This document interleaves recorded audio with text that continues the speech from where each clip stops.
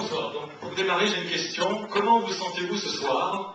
Bien, je l'espère, car je vais parler d'un sujet qui fâche, les conflits.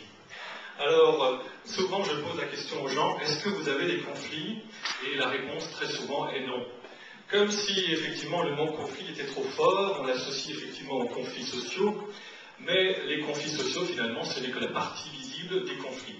Et si on arrive au conflit social, c'est qu'il y a un ensemble de conflits qui n'ont pas été réglés auparavant. Alors, mettons-nous d'accord d'abord sur la définition. Un conflit, à la base, c'est un problème. Et ce qui complique le tout, c'est que ce problème est entouré de plein d'émotions.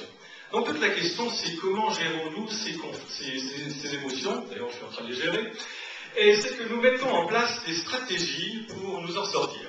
Alors, beaucoup de ces stratégies que nous employons ne sont pas forcément efficaces, et toute la question, effectivement, c'est d'en prendre conscience qu'on a l'impression qu'elles sont efficaces, mais elles ne le sont pas. La première, c'est la fuite. Effectivement, nous avons tendance à dire, ok, vivons heureux ou vivons cachés, ou plutôt je ferme ma gueule, hein. Mais ce n'est pas forcément la meilleure des stratégies, parce qu'effectivement, avec le temps, les choses ne s'arrangent pas. D'ailleurs, le temps, c'est effectivement finalement l'ennemi, hein, l'ennemi des conflits, et il vaut mieux s'occuper des conflits plutôt que de s'en préoccuper, hein, parce qu'avec le temps, le fait de s'en préoccuper, on génère d'autres conflits. L'autre stratégie, c'est l'attaque. Alors là aussi, on nous a appris que la meilleure défense, c'est l'attaque. Là encore aussi, quand on rentre dans les situations conflictuelles, ça ne sert à rien de contre-attaquer, parce que finalement, ça ne fait que amplifier la situation conflictuelle. Alors on rentre souvent dans cet engrenage du tu, le tu qui fait qu'effectivement, on enveloppe, mais t'énerve pas, et l'autre dit, mais non, je m'énerve pas, c'est toi qui t'énerve, etc. En fait, on se renvoie la balle. Alors, comment s'en sortir? Et déjà, il faut prendre conscience que, en fait, nous avons des jugements, nous portons des jugements sur les autres. Tu es un égoïste, tu es un irrespectueux, etc. Ou même tu es un con. Or, nous sommes tous le con de quelqu'un. Donc, toute la question, comment faire pour en sortir? Et pour s'en sortir, c'est couper la tête, oui. En fait, de calmer un peu notre mental. Et quand on calme notre mental, qu'est-ce qu'il reste? Il reste les émotions. Et toute la question, c'est d'écouter nos émotions. Alors, qu'est-ce qu'une émotion? Une émotion, ça a trois caractéristiques. C'est intense, c'est très court, et surtout, c'est pas toujours présent.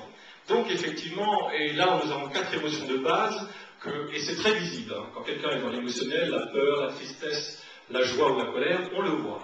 À côté de cela, il y a les sentiments. Et un jour, un chef d'entreprise m'a dit, il n'y a pas de sentiments en entreprise.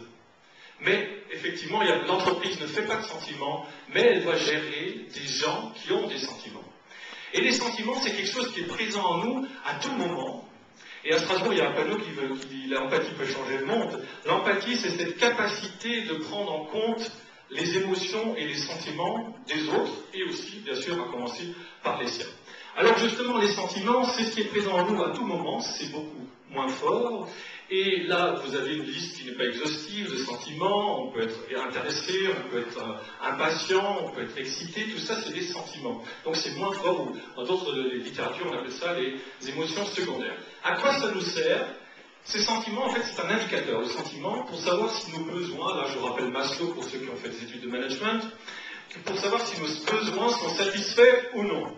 Bon, Maslow, c'est peut-être primaire, mais il faut savoir que c'est beaucoup plus complexe, les besoins, ils sont beaucoup plus nombreux, il y a des besoins d'écoute, de créativité, de légèreté, de simplicité, et à partir du moment où on est en contact avec nos besoins, là, on va pouvoir faire des demandes pour satisfaire ces besoins. Plutôt que de critiquer l'autre, nous allons prendre notre part de responsabilité.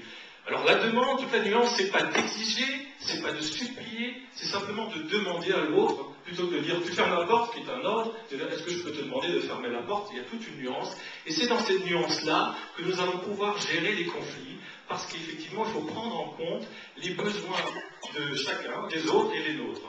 Et c'est dans la prise en compte des besoins de chacun que nous allons pouvoir trouver des solutions. Alors, si vous voulez en savoir plus, j'ai un livre que j'ai écrit qui s'appelle Au cœur du conflit, qui est basé sur une approche qui s'appelle la communication non violente. Ce livre donc est en vente dans cette salle à la fin de cette conférence de la soirée. Et je terminerai avec ma dernière question. Comment vous sentez-vous ce soir, maintenant? Est-ce que vous êtes heureux, intéressé par ce que vous venez d'entendre, impatient peut-être d'acheter mon livre, ou peut-être affamé pour certains vu l'heure, voire même, ou alors détendu? attendu pour accueillir le prochain conférencier de cette soirée Ignite. Merci beaucoup.